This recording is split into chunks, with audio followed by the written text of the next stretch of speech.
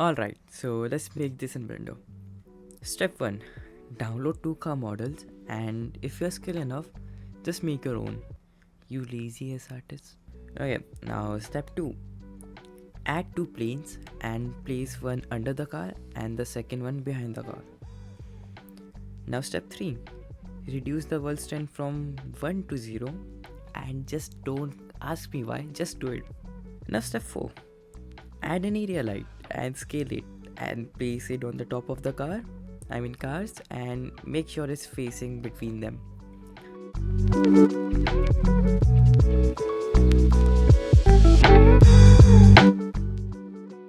Now step 5th. Adjust the light properties to get the desired effect. Now step 6. Now add volumetrics. For that, create a cube and scale it until it fully covers the entire setup. And go to the shading panel and just copy my setting.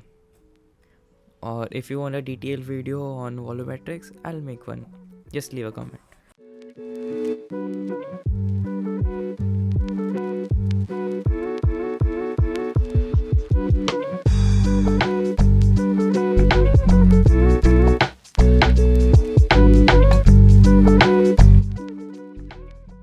Now step 7. Render it.